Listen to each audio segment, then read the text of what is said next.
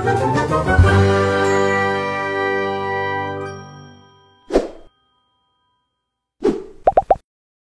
kamu menggunakan kartu kredit yang saldonya tidak cukup untuk berbelanja? Mungkin maksud pertanyaannya adalah over limit ya. Karena setahu saya kartu kredit itu tidak ada saldonya. Yang ada adalah limit kartu kredit. Jadi kalau misalkan limit kartu kredit kita 5 juta, kita gunakan untuk pembelanjaan lebih dari 5 juta, itu dinamakan over limit. Dan jawabannya pernah. Ya, saya pernah terkena over limit kartu kredit dan itu bukan pengalaman yang menyenangkan. Kejadiannya tahun 2018, waktu itu saya mau melakukan perjalanan wisata ke Bali dan semua expense perjalanan saya mulai dari tiket pesawat, hotel, makan, sewa transportasi selama di sana, lalu tiket masuk ke tempat wisata, semuanya sudah saya pesan di depan dan saya bayar semua itu dengan kartu kredit. Oh ya, kartu kredit saya ini limitnya sekitar 5,6 juta. Tidak besar emang dan seringkali ngepres kalau pas mau dipakai. Biasanya sih saya pakai hanya kalau ada promo makan atau kalau kepepet tidak bawa ATM atau uang cash, ya biasanya pakai itu. Dan kartu kredit ini biasanya saya pakai kalau misalkan mau ganti handphone atau elektronik. Saya pakai cicilan 0% biasanya, tapi ini jarang sekali sih saya lakukan. Nah, kebetulan waktu itu karena saya mau liburan, saya pikir saya mau pakai kartu kredit ini dan saya mau bayar di depan semuanya. Jadi nggak perlu ribet lagi waktu di sana, tinggal nikmati liburan saja. Nah, pas mau booking, saya cek dulu dong, kira-kira cukup nggak limitnya.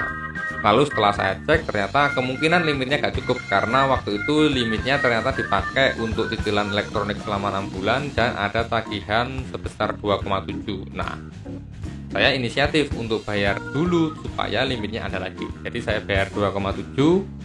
Jadi pikir saya waktu itu ada sisa limitnya kan jadi 2,7 jutaan. Oke lah, saya pikir aman. Lalu saya bayar-bayar tuh, lanjutin booking-bookingnya dengan bayar pakai kartu kredit itu dan di hitung-hitungan saya kira-kira masih ada sisa limit 100 ribuan lah. Jadi saya pikir aman waktu itu. Tapi pas di sana saya pakai kartu itu juga untuk Grab. Jadi waktu itu saya ada pesan Grab tapi saya linkkan dengan kartu kredit. Nah, ini yang di luar dari perhitungan saya. Akhirnya pada bulan depannya setelah saya selesai liburan, saya terima tagihan kartu kredit, saya cek dong tagihannya. Dan di bulan itu muncullah tagihan 135.000 untuk biaya over limit kredit. Saya agak lemes sebenarnya waktu terima informasi itu dan saya coba hitung-hitung lagi dan menurut perhitungan saya harusnya sih nggak over limit. Lalu saya coba klarifikasikan ke call center kartu kreditnya. Oleh mas-mas call centernya dijelaskan kalau saya memang ada over limit kredit karena kalau dihitung debitnya atau pemakaiannya itu memang melebihi limit kartu kredit saya. Lalu setelah di breakdown lagi ternyata saya kena over limitnya itu setelah pemakaian Grab. Jadi itu sebenarnya sudah habis limitnya atau masih sisa sedikit. Lalu ada biaya-biaya lain yaitu biaya materai dan biaya asuransi yang di-charge pada akhir periode penagihan. Nah, biaya-biaya itulah yang di luar dari perhitungan saya. Padahal sebenarnya saya sudah tahu kalau pasti ada biaya-biaya itu, cuma waktu itu luput saja dari perkiraan saya. Oh ya teman-teman, jadi kalau kita mau melakukan pembayaran kartu kredit itu biasanya ada biaya-biaya yang akan menyertai dari pembayaran itu. Contoh, biaya materai. Jadi kalau kita ada pembayaran di atas 1 juta, maka akan dikenakan biaya materai sebesar 6.000. Kalau di bawah 1 juta dan di atas 500.000, kalau nggak salah itu akan dikenai biaya materai Rp3.000.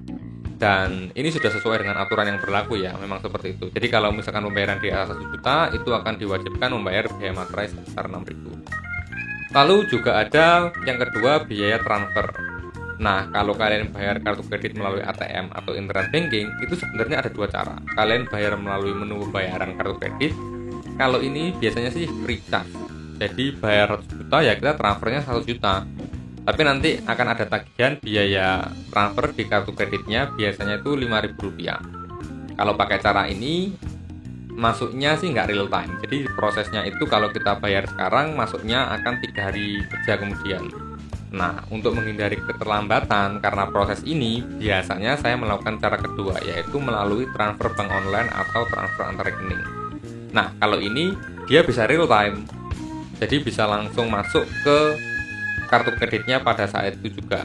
Cuma dia ada biaya transfernya, jadi seperti biaya transfer antar bank gitu. Jadi ibaratnya kalau kita bayar 1 juta antar bank, maka nanti kita transfernya 1.6.500. 6.500-nya itu untuk biaya transfernya.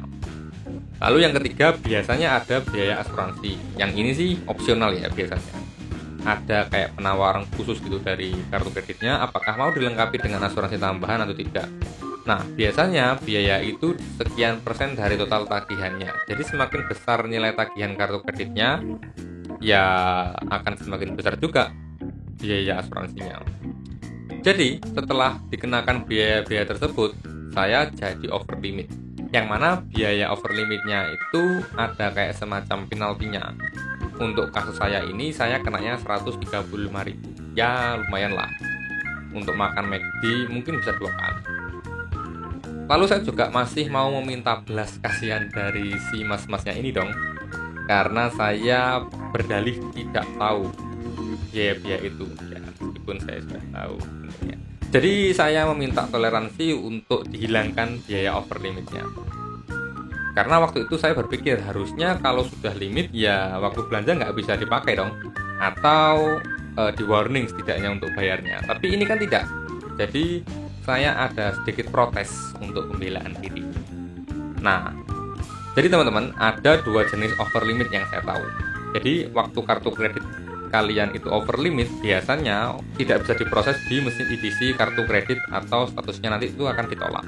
Tapi ada juga yang dibiarkan sama kartu kreditnya, diloloskan transaksinya, nanti waktu di tagihan selanjutnya itu akan di-charge penalti over limit seperti kejadian saya ini. Nah, waktu itu juga ada teman saya yang pernah mengalami kejadian over limit dan dia bisa minta toleransi penaltinya. Dia waktu itu bilang karena ini kasus pertamanya dia dan dia bilangnya sih nggak tahu kalau ada over limit. Jadi saya pikir ya waktu itu juga mau melakukan hal yang serupa dan ya iseng-iseng berhadiah, siapa tahu dikasih. Tapi nasib ya, karena provider kartu kreditnya berbeda, waktu itu banknya beda sama teman saya, dan tentunya mereka pasti memiliki kebijakan yang berbeda pula. Jadi saya tidak dikasih penghapusan biaya itu. Ya udahlah, saya pikir gak apa-apa lah. Buat pelajaran aja. Kalau nggak gini kan saya juga nggak bisa cerita ke kalian. Oke, akhirnya saya bayar deh 135.000 itu dan saya puasa makan McD selama 2 bulan untuk menebus kesalahan itu. Ya meskipun lumayan ya gak apa lah, direlakan aja. Jadi itu teman-teman pengalaman saya kena over limit kartu kredit. Saran dari saya buat kalian pengguna kartu kredit mungkin lebih diminimalkan penggunaannya. Karena kalau kalian tidak benar-benar tahu cara mengelolanya, bisa jadi banyak biaya yang akan bikin kalian kaget. Jadi banyak hal yang harus kalian tahu dan sebenarnya itu sudah dijelaskan di klausul kartu kreditnya waktu kita terima kartunya ya. Yang panjang itu yang ya biasanya kita skip untuk kita. Dan jangan sampai kalian kena over limit. Kalau memang sudah mau limit ya tolong stop dulu pemakaiannya. Syukur-syukur kalau misalkan kalian bisa bayar cash, usahakan bayar cash saja, nggak perlu pakai kartu kredit. Karena habit kartu kredit ini kan sebenarnya juga kurang bagus ya untuk pengelolaan keuangan. Oke, mungkin itu dulu cerita dari saya. Mudah-mudahan memberikan manfaat bagi teman-teman dalam memakai kartu kredit. Terima kasih telah stay dan mendengarkan cerita saya. Kalau kalian suka video ini, jangan lupa klik like atau share ke teman-teman kalian. Atau kalian bisa klik subscribe supaya dapat notifikasi kalau saya ada update video baru. Sekian dari saya, terima kasih. See ya.